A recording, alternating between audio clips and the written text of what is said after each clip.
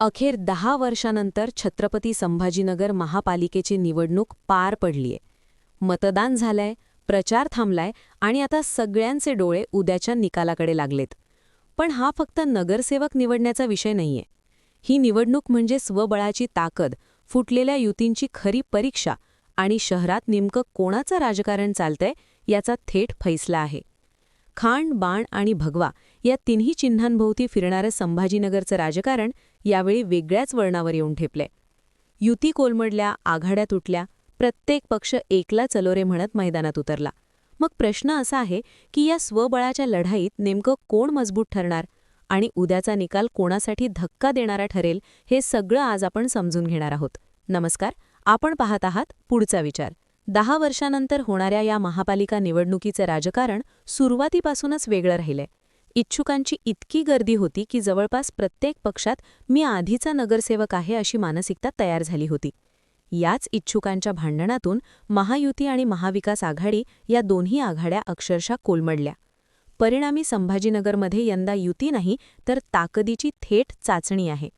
भाजप, शिंदेंची शिवसेना, ठाकरे गट, काँग्रेस, दोन्ही राष्ट्रवादी, एमआयएम, वंचित सगळेच स्वबळावर मैदानात उतरलेत.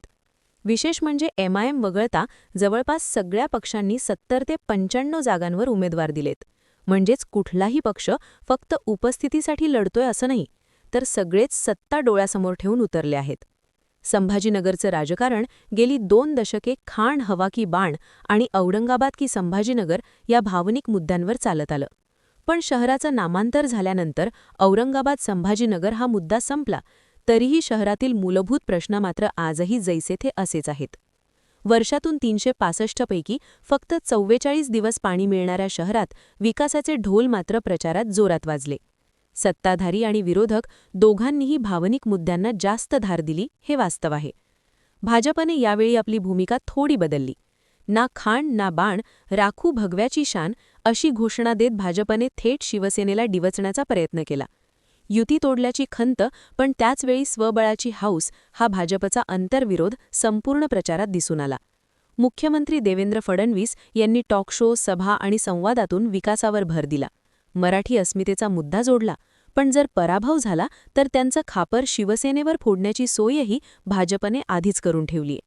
बंडखोरी आणि अंतर्गत नाराजीमुळे भाजपची पार्टी विथ डिफरन्स ही प्रतिमा मात्र इथे डागाळलेली दिसतीये. शिंदेंच्या शिवसेनेबद्दल बोलायचं झालं तर लोकसभा आणि विधानसभा निवडणुकीतील यशामुळे शिवसेनेने स्वतःला मोठा भाऊ मांडण्यास सुरुवात केलीय. 1 खासदार आणि 6 आमदार या आकड्यांमुळे आत्मविश्वास वाढलेला दिसतो. पण युती तुटल्यावर भाजपने जबाबदारी थेट शिवसेनेवर ढकलल्यामुळे पालकमंत्री संजय शिरसाट हे या निवडणुकीतील विलन ठरले. कन्या आणि मुलाला उमेदवारी, इतर इच्छुकांची नाराजी, काही उमेदवारांकडून उघड पैसे वाटपाचे आरोप या सगळ्यांमुळे शिवसेनेची कोंडी झाली. सत्ता असूनही सर्वत्र समान ताकद लावता आली नाही, हे वास्तव आहे. याच दरम्यान ठाकरे गटासाठी ही निवडणूक अस्तित्वाची लढाई ठरलीय. लोकसभा आणि विधानसभा निवडणुकीनंतर जवळपास कोरी पाटी झालेल्या या पक्षासाठी महापालिका ही संधी आहे.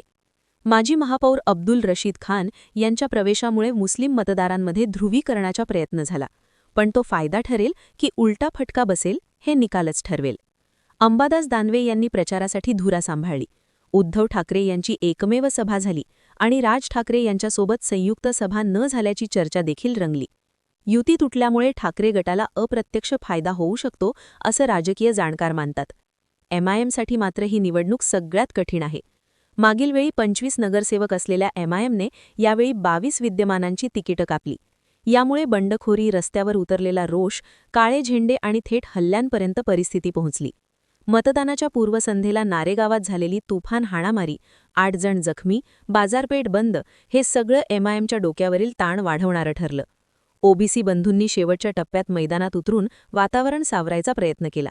पण बंडखोर आणि नाराज घटक एमआयएमचा पतंग किती उंच उडू देतात हे महत्त्वाचं आहे. काँग्रेस, राष्ट्रवादी आणि वंचितसुद्धा या निवडणुकीकडे संधी म्हणून पाहत आहेत. काँग्रेसने इतर पक्षांतून नाराज झालेल्यांना मोठ्या प्रमाणात उमेदवारी दिलीय. त्यातील काहींची लॉटरी लागली तर काँग्रेसचा आकडा वाढू शकतो. वंचित बहुजन आघाडी स्वबळावर खाते उघडण्याच्या आशेवर आहेत. मोठी वोट बँक असली तरी ती टिकवण्यासाठी वंचितला कडवी लढत द्यावी लागणार आहे. अजित पवार गटाची राष्ट्रवादी फारसा प्रभाव पाडू शकली नाही. तर शरद पवार गटानेही ही निवडणूक स्थानिक पातळीवर सोडली आहे. जर मतदार झाल्यानंतरचा एक साधारण अंदाज बघितला तर बघा, छत्रपती संभाजीनगरमध्ये महत्त्वाचे सगळेच पक्ष जवळपास स्वबळावर होते. शेवटच्या क्षणी शिंदे गट आणि भाजपची युती फिसकटली. यात जर बघितलं तर युती फिसकटल्यानंतर गोंधळ झाला तो शिंदे गटाचा, भाजपचा गोंधळ झाला नाही. उभाटा गटाने आधीच आपली लिस्ट दिलेली, पण इथे महत्त्वाची लढत पार पडली ती शेवटी शिंदे गट आणि भाजपमध्येच. दोन्ही शिवसेनेसाठी इतक्या वर्षाचा संघर्ष, सत्ता प्रतिष्ठा हे सगळं टिकवण्यासाठी धडपड, यामुळे त्यांच्या गटात आता निकाल काय लागतो याची चांगलीच धाकधूक आहे. कारण भाजपने प्रचारात घेतलेली आघाडी, दिलेले उमेदवार हे सगळं पाहता काही भागात भाजपला आघाडी मिळण्याची शक्यता वर्तवण्यात येते, तर बऱ्याच ठिकाणी शिंदेसेनेचे उमेदवार भाजपची कोंडी करतील असं हे चित्र आहे. किंबहुना मागच्या निवडणुकीत एमआयएमने आघाडी घेतली असली तरी यावेळी मात्र काही निवडक मतदारसंघ सोडले तर एमआयएमला बाकीच्या प्रभागात कितपत कौल मिळणार हे बघणं महत्त्वाचं ठरणार आहे. शिवाय काही प्रभागांमध्ये एमआयएमची निवडून येण्याची शक्यता नसली तरी एमआयएमचे उमेदवार सत्ताधारी पक्षाच्या विजयाचं गणित बिघडवू शकतात. एकूणच पाहिलं तर ही निवडणूक म्हणजे पक्षांची, नेत्यांची आणि युतींची खरी कसोटी आहे. मतदान झाले, आकडे लॉक झालेत आणि उद्याचा निकाल फक्त नगरसेवक कोण होणार हे ठरवणार नाही, तर संभाजीनगरमध्ये पुढील 5 वर्ष कोणाचं राजकारण चालणार हेही ठरवणार आहे. आता प्रश्न एवढाच उरतो, स्वबळाची ही लढाई कोणाच्या बाजूने झुकणार? खान, बाण की भगवा? नेमकं कोण वरचढ ठरणार? आणि उद्याचा निकाल कोणासाठी विजयाचा उत्सव ठरेल तर कोणासाठी आत्मपरीक्षेची वेळ आणेल, या सगळ्या प्रश्नांची उत्तरं उद्या निकालात मिळणार आहेत. तत्पूर्वी तुमच्या मते पहिल्यांदा छत्रपती संभाजीनगरच्या इतिहासात कमळ आपलं नाव कोरणार का, की शिंदे गट किंवा मग उभाटा बाळासाहेबांचा वारसा सत्तेत कायम ठेवणार? तुमचं मत कमेंटमध्ये नक्की सांगा. बाकी राजकारणाच्या खडादाडीत आपली नजर तर कायम असणारच आहे, तेव्हा कुठेही जाऊ नका. पाहत रहा, सबस्क्राईब करा पुढचा विचार. धन्यवाद.